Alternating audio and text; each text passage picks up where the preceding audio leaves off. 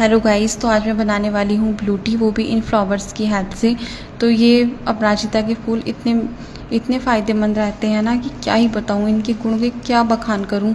इनमें इतने गुण हैं ना, इनमें भर भर के एंटीऑक्सीडेंट हैं और इनमें एंटी इन्फ्लेमेटरी गुण होते हैं जो कि हमारी इम्यूनिटी सिस्टम के लिए बहुत अच्छे हैं, जो कि हमारे स्ट्रेस के लिए बहुत अच्छे हैं, हमारी डाइजेशन इश्यूज़ के लिए बहुत अच्छे हैं और ये हमारी स्किन के लिए और हमारे हेयर के लिए बहुत अच्छे हैं।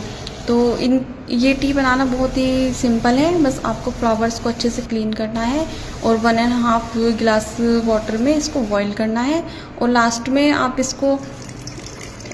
इसमें थोड़ा शहद डाल सकते हैं, क्योंकि थोड़ा टेस्ट के लिए शहद डाल सकते हैं। थोड़ी सी दालचीनी भी डाल सकते हैं, आप जैसा चाहो। वरना अगर आपको शहद नहीं डालना तो आप ऐसे ही नॉर्मल पी सकते हो। मैं तो इनको नॉर्मल ही कंज्यूम करती हूँ, मुझे बहुत फ़ायदे हैं।